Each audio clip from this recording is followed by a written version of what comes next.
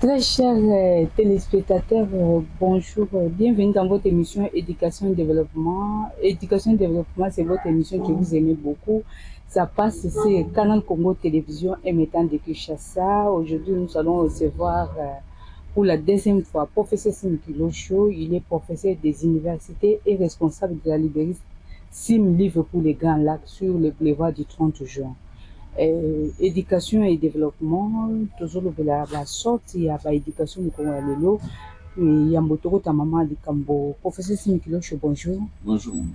Professeur Simikilosho, avant tokotana ma actualité topi makambo toso lelo, comment journée leki comment? Non, journée leki moi bien. Tout va bien. Professeur Simikilosho, ya motokota vraiment na kati ya makambo mama likambo topi makambo tolobela forme il y a éducation formelle, éducation informelle. Donc, il rappelle l'éducation par définition, c'est quoi? Bon, éducation, les formation, et autres joueurs, kabisonyo sur l'éducation, toujours éducation banda, bon moi na biso, ce qui moi na botami directement na minute na oti au botama, déjà éducation na ebandi, tiliwa, de éducation. Éducation eza ndenge mama zo essayer kolela te ko sala boyete mama zo éduquer mwana. Alors éducation oyo tozwaka na classe on est comme enseignement et au bakisama na éducation. Alors na éducation toza na oyo babengaka éducation diffuse oyo ba média neti moto azotala journal na yo azoyoka information boye na radio RTNC ou bien radio mosusu wana eza éducation diffuse oyo ba média. Bon toza ba éducation informelle eza ba éducation ya neti nga nalingi nasala mécanique nafandi epai mécanicien azobongisa mutuka nazoya wana après 1 ou 2 semaines nazotala biloko nyonso azosala azolakisa nga boye tokangaka outil tokangaka nayebi te truc oyo totiaka yango boye krike tosalaka boye information na kozwa mpona eza formalisé te eza éducation oyo tobengi informelle. Alors baéducation nyonso wana soki esangani omoni eocontribue na formation ya moto mpona azala un adulte, azala un monsieur bien formé, bien éduqué. Toza na éducation morale oyebi tozwaka éducation morale tozwa yango na classe tozwa epai ya baparent, éducation religieuse mpe eyobakisama toza basorte mingi ya baéducation mais nyonso wana globalement eza mpona koformer un citoyen responsable, un citoyen utile à la nation et un citoyen productif qui peut produire dans son pays, qui peut avoir un métier, qui peut avoir Mamoussala.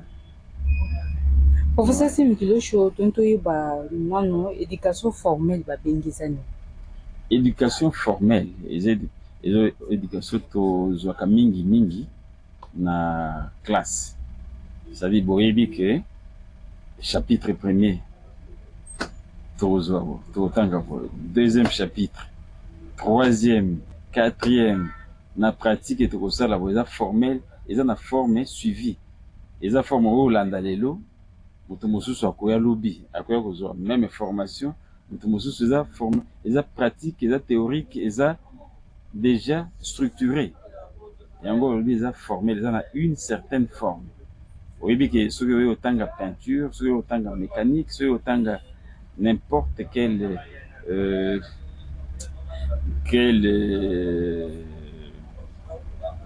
éducation, comme on l'a dit, ils ont déjà structuré, ils ont en matière, abongisani pona programme wana nyonso, ils ont programmé na 3 mois pour kozwa telle formation, pe na suka yango kozwa brevet, kozwa certificat, kozwa diplôme, au moins les a formalisés.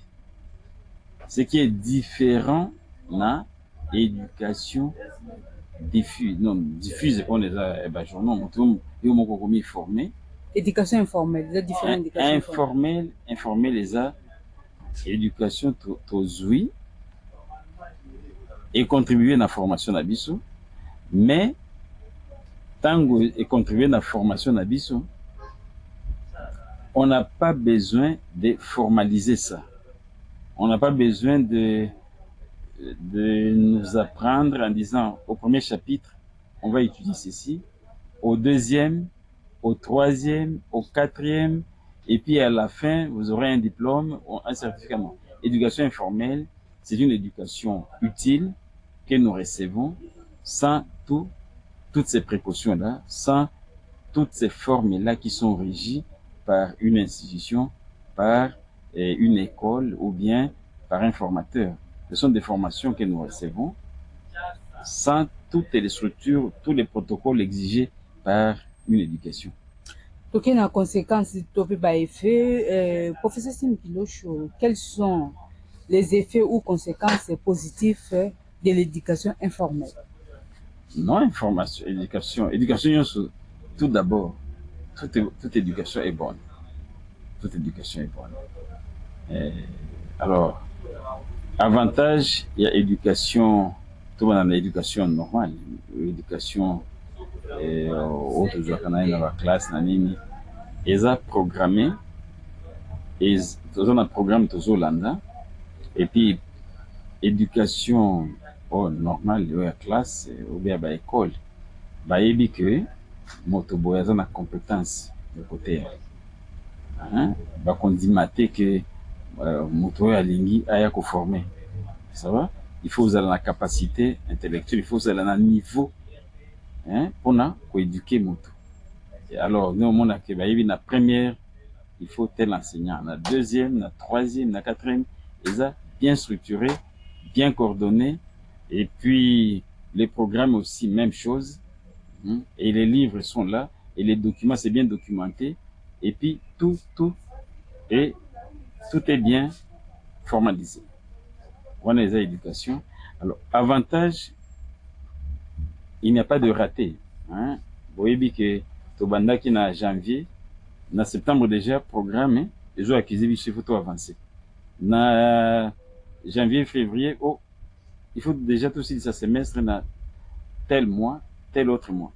Alors, na souka sans dès juillet, il faut programmation. On les a structurés, ils ont surtout basé sur l'enseignement et les programmes nationaux. Et puis, tout est bien organisé, tout est bien prévu par la loi, par les législateurs, par le décideur. Alors que c'est ça l'avantage. Alors, désavantage, vous allez l'anime. Ce qui est programmé est programmé. Si on n'a pas prévu quelque chose et l'enseignant n'a pas songé, c'est que ça passe. Ça va? S'il y a eu perturbation, il y a eu un mouvement de grève. Tout ça, alors, l'éducation formelle. Non, on a formel, c'est ça. Formel, vous avez programme, vous avez ceux qui vous avez grève, vous récupérer. Bon, est-ce qu'il y a récupération que ça là bien? On ne sait pas. Matière, ils allaient prévu pour 6 mois. Vous avez 4 mois à grève. Est-ce que dans 2 mois, vous récupérez une voilà, comme il y a des problèmes. Ceux qui besoin qui sont dans un niveau T, il y a qu'à former bana. Est-ce que dans 6 mois, il va respecter tous les programmes? Est-ce qu'il va toucher à toutes les matières? Est-ce qu'il va aussi la pratique est bien? Bon, ceux qui et là comme moi est raté, c'est que formation en éco et vous allez biaiser. On a des seules conséquences. Oh, même chose. Enseignement ils ont un problème mingi imprévu. Peut-être moi na qui na classe, il était malade, ou bien la parent naïva kufaki, ou bien azoya peut-être un problème psychologique, problème mingi na bon azo landa na baninga nae, éducation pour les arts formels. Doyebi que jeudi toko, zo matin à boina. Ouais, dans quelle classe, ce n'est pas ton problème. On continue avec d'autres matières. Moi, on a pénalisé. Alors que dans l'éducation formelle, on peut te sauver. l'éducation informelle ce qui nazo na groupe na ngai nazo lakisa bango ko conduire mutu ko bien osala boye nayebi ke na informel oyo ayaki te ale asala exercice boye moni nde différence entre avantages ou désavantages de l'éducation formelle. Oui, yango wana. Alors informel tout le grand avantage de l'éducation informelle et ça d'abord peut-être imprévu ou bien et ça mingi pratique nazo la qui ça imprévu mais on m'y formé kaka hein et ça là qui structuré et ça là qui prévu dans le lenge en termes à 3 mois en termes à 4 mois oui kaka aux formation au bénéficier ceux qui vous ont maillé et loko mutumosusu au tanga peut-être dans 3 mois il y en a 1 mois déjà au kokisa. Allez, il faut avancer la formation.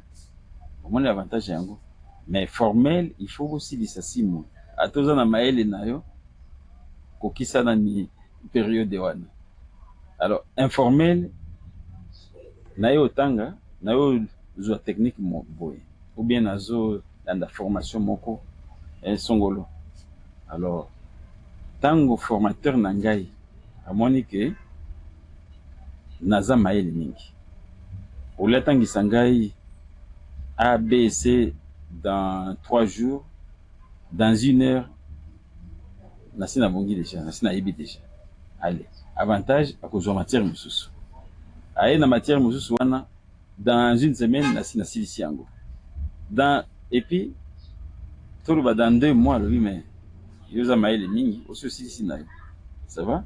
Peut-être na yo bakise la yo formation mususu, na yo bakise la yo programme mususu, mais oyo single aussi aux nayo avantage à éducation informelle wana même chose nayo do ba bon nayo landa peut-être ba formation ya informatique bon il y a moyen à combiner informatique na management na formation mususu no sala ata 3 4 pour nanga na yebi ke na formation naza nango besoin et au sala sangana à compléter ba connaissance na zozanga pona kozala très pointu dans ceci dans cela na yo sangisa d'une façon voulue na yo yebisa mola ki sinon pardon zongela matière oh moko nazo comprendre te zongela ngo ndenge za informel ndenge toyokana ki na biso allez ako elanga ba formation wana pe na bénéficier mingi on a des avantages. Désavantages informels, on a évité. On a évité, mais peut-être, et au moins les informels, les là qui est imprévu, peut-être, il y a des aux qui s'engaient. Bon, aux qui s'engaient peut-être au sangisa beaucoup. Basala kaboui. Nazo yokate. Te, au monde il faut na usangisa basala kaboui. Nazo usiliki na obi tika wana to zoelo ko mususu omoni wana ale totiki pembeni pona nini omoni ke mwana oyo bozobele kimingi alors ngele kimingi tete nala kisailo ko mususu alors que dans formel il faut aeba c'est déjà prévu sinon au quoi un examen ou une interrogation.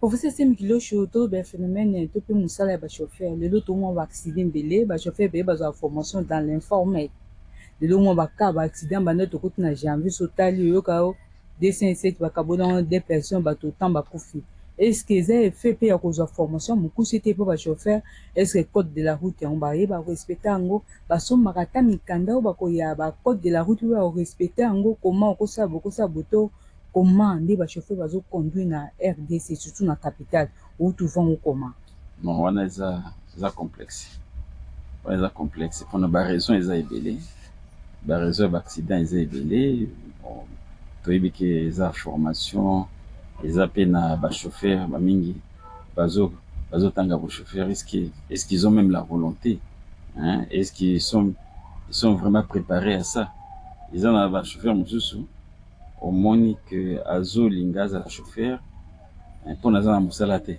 à Kanisi Wanande facile c'est ça métier ouais à Kanisi c'est un métier mais c'est une formation ils ont professionnel là conduire mituka bon on est complexe pour na dans le centre de formation tu as vu que na mboka na biso basi balobeli yango mingi pe ba mesure les a déjà prises pour le moment qui gouvernement le qui n'a occupé ça va permis de conduire et pour na bazo restructurer système na biso ya transport c'est que basi bazo déjà mécano et ba disposition ba yebi gouvernement yebi que vraiment il faut revoir secteur ya transport non seulement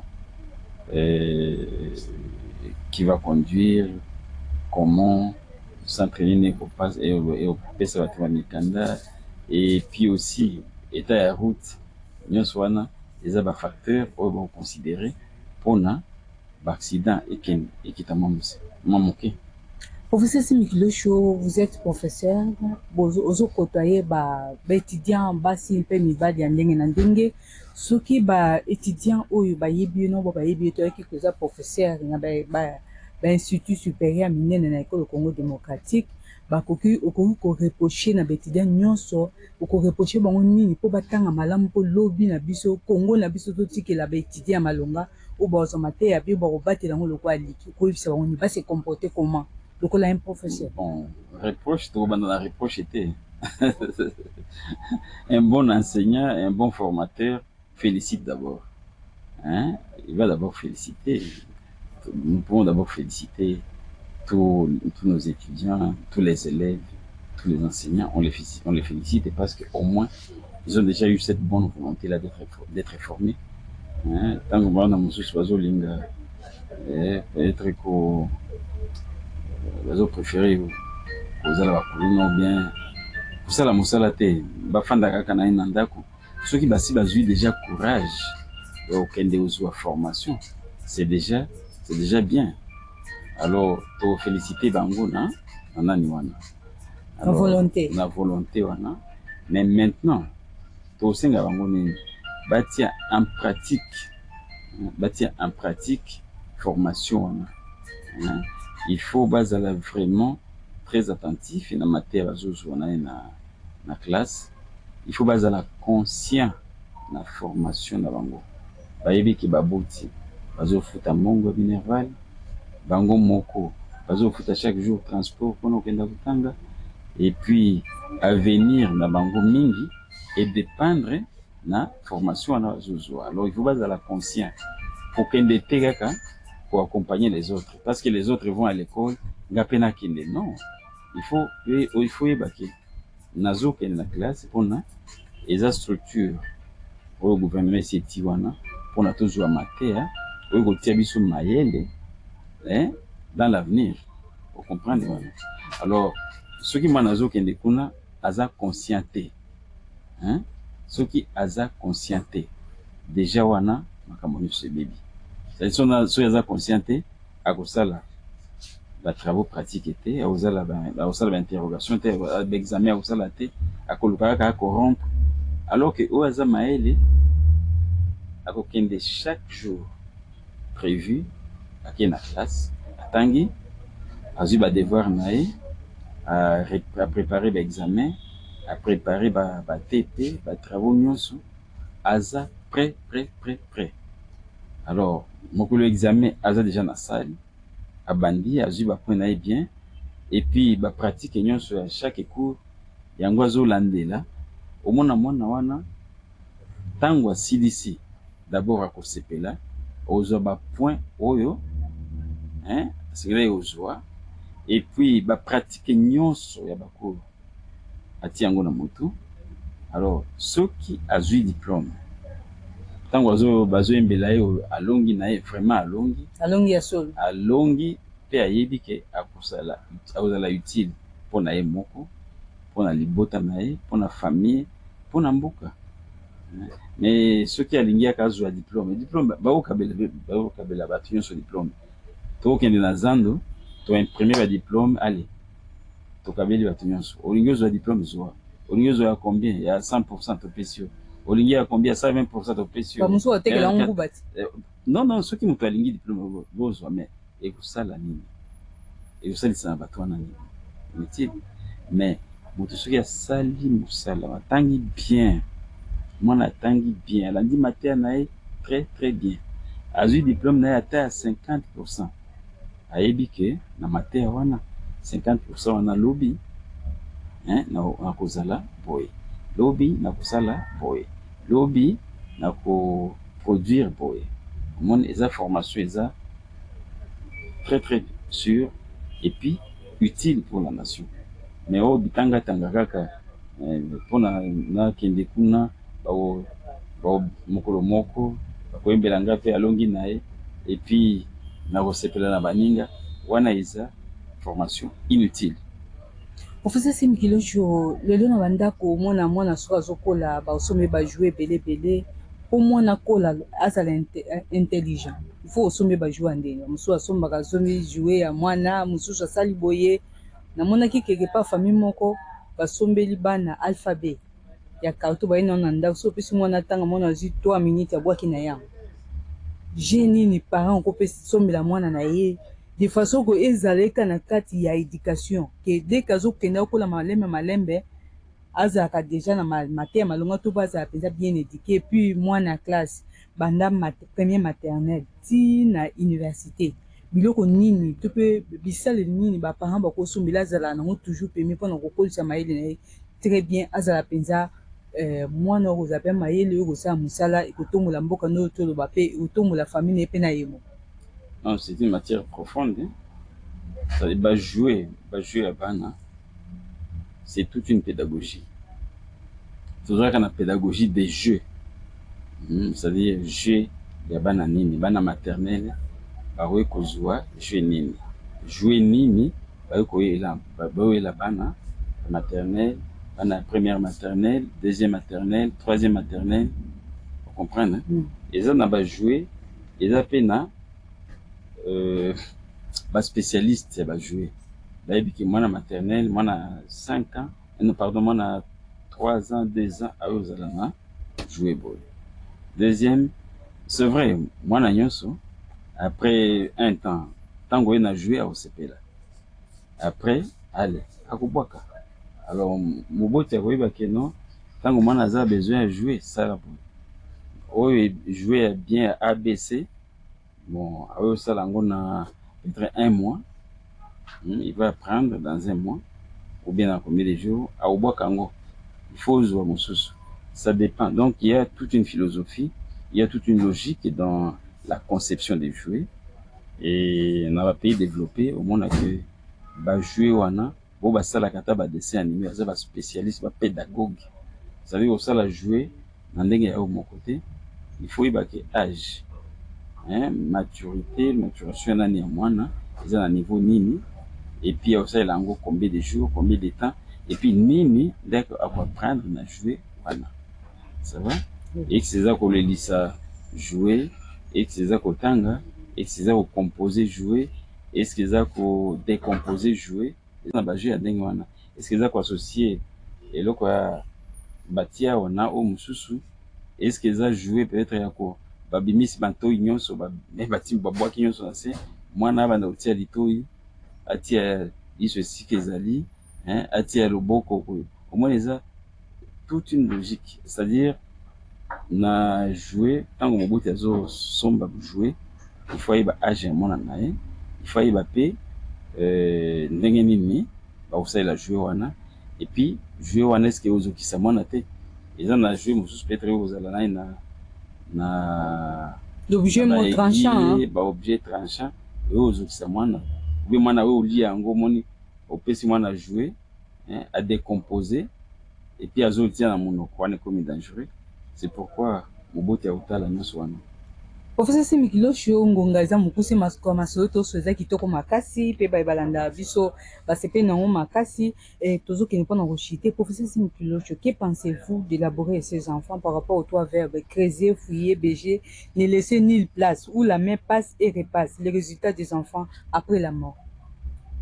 Bon, on est faible à la fontaine. Faible à la fontaine et élaborer ces enfants.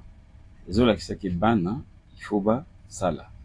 eza na moboti azokufa ayebisi bana na ngai nga nakufi nga nazalaki laboureur, c'est-à-dire nazali planteur na mosala ya kosala bilanga tolabouraka tobêche tosarcle toloni et puis après basanza torécolter. Alors bino mpe bosala ndenge wana esika nyonso na bilanga soki bilanga biso eza 1 hectare 2 hectares 3 hectares kotika esika moko te oyo otiaki loboko te.